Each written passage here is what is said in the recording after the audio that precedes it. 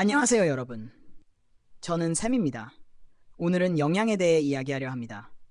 영양은 음식의 구성, 우리 몸이 이를 어떻게 활용하며 건강에 미치는 영향을 연구하는 과학입니다.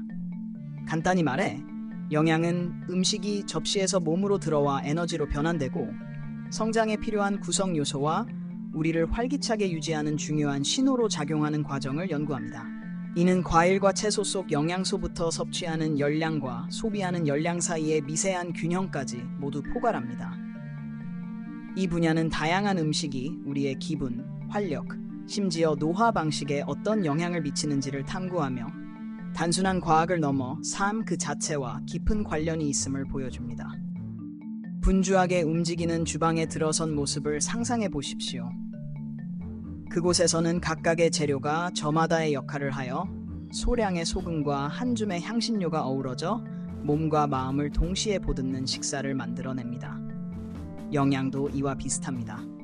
다양한 구성 요소들이 모여 건강에 완전하고 균형 잡힌 그림을 완성하는 것입니다. 수세기 동안 인간은 왜 어떤 음식은 우리에게 활력을 주고 또 어떤 음식은 피로감을 안겨주는지에 대해 궁금해왔습니다. 우리의 이해는 특정 과일의 부족이 질병을 유발할 수 있다는 간단한 관찰에서 시작하여 분자, 효소, 유전자가 우리 몸 안에서 미묘하게 상호작용하는 과정을 정밀하게 탐구하는 단계로 발전해 왔습니다. 우리의 영양에 관한 여정은 현대 실험실 이전의 고대 지혜에 뿌리를 두고 있습니다. 고대 그리스의 의사 히포크라테스는 음식을 약으로 삼고 약을 음식으로 삼으라 라고 유명하게 말하며 우리가 먹는 것이 예방과 치유의 역할을 할 수 있음을 암시하였습니다. 수세기 후 계몽시대에 이르러 과학자들은 음식을 그 구성 요소로 분해하기 시작했습니다.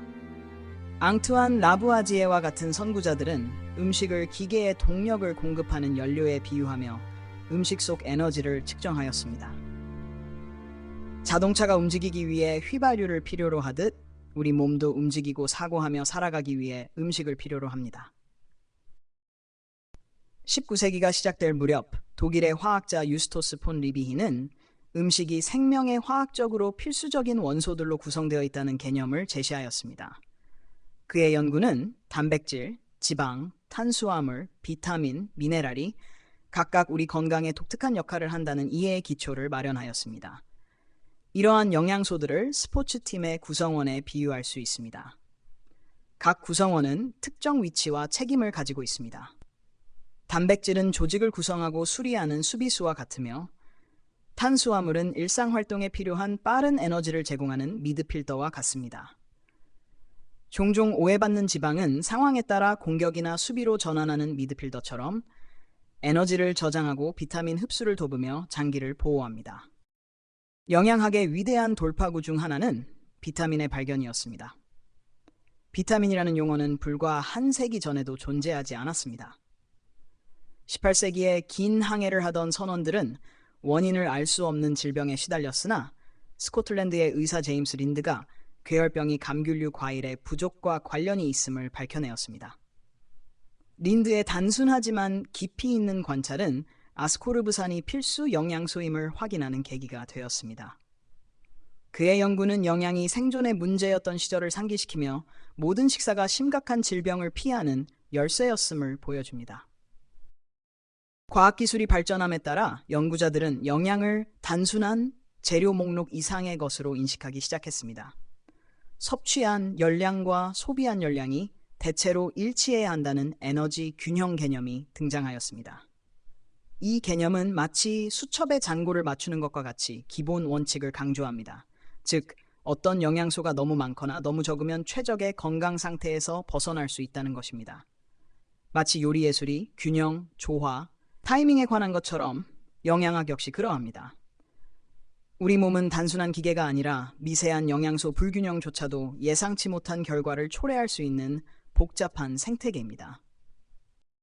현대에 이르러 영양과학은 화학, 생물학, 심리학이 얽힌 다면적인 분야로 발전하였습니다. 연구자들은 이제 유전학과 장내 미생물군이 우리의 영양 요구에 어떤 영향을 미치는지를 깊이 탐구하고 있습니다. 장을 수많은 주민들이 모여 음식을 소화하고 비타민을 합성하며 기분과 행동에까지 영향을 미치는 분주한 대도시로 상상해 보십시오. 모든 도시가 주민들에 의해 독특한 성격을 형성하듯 각 개인의 영양 요구 역시 고유한 유전적, 미생물적 구성에 따라 달라질 수 있습니다.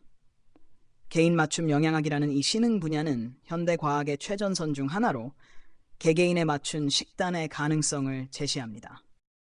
그러나 모든 활발한 연구 분야와 마찬가지로 영양학도 논란이 없는 것은 아닙니다. 수십 년 전 식이지방에 관한 격렬한 논쟁이 있었습니다. 초기 연구에선 지방, 특히 포화지방을 심장병의 주범으로 묘사하여 저지방 식단을 권장하는 흐름이 나타났습니다. 그러나 시간이 지나면서 추가 연구는 더욱 미묘한 이야기를 밝혀냈습니다. 모든 지방이 동일하게 만들어진 것은 아니며 올리브유나 아보카도에 들어있는 일부 지방은 건강한 심장을 위해 필수적입니다. 이러한 논쟁은 과학이 계속 진화하는 대화임을 상기시켜줍니다. 마치 한 가족이 시간이 지나며 경험을 통해 요리법을 수정하듯 영양과학도 새로운 증거를 바탕으로 지속적으로 권고사항을 개선하고 있습니다. 또 다른 논란도 여전히 대중의 상상력을 사로잡고 있습니다. 예를 들어 가공식품의 증가는 첨가물, 방부제, 그리고 전반적인 식단의 질에 관한 논의를 촉발하였습니다. 오늘날 바쁜 생활에서 편리함이 중요한 요소이긴 하지만 많은 전문가들은 식품의 산업적 가공이 필수 영양소를 제거해 마치 화가가 선명한 색채를 희석시키는 것과 같다고 주장합니다. 이러한 논쟁은 영양이 개인의 선택뿐만 아니라 더 큰 사회적 양상, 농업 관행, 경제 체계와도 관련이 있음을 강조합니다. 영양학의 가장 매력적인 측면 중 하나는 과학 뒤에 숨겨진 인간의 이야기입니다. 전 세계의 연구자들이 음식과 건강의 신비를 풀기 위해 협력하고 토론하며 때로는 충돌하기도 하였습니다. 학회, 연구실, 그리고 소박한 주방 등은 기존 규범에 도전하는 아이디어들이 모이는 장이 되어 왔습니다. 예를 들어 과일, 채소, 올리브유, 그리고 저지방 단백질이 풍부한 식단인 지중해 식단 연구는 음식이 만성질환을 예방할 수 있는 방법에 대한 우리의 이해를 재편하였습니다.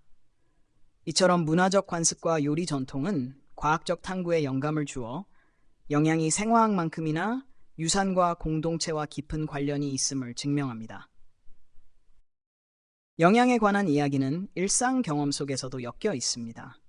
든든하고 균형 잡힌 식사를 한 후의 기분과 단순히 단맛이 강한 간식을 먹은 후의 기분을 비교해 보십시오. 그 차이는 단순히 맛의 문제가 아니라 몸 안에서 영양소들이 복잡하게 상호작용한 결과를 반영하는 것입니다.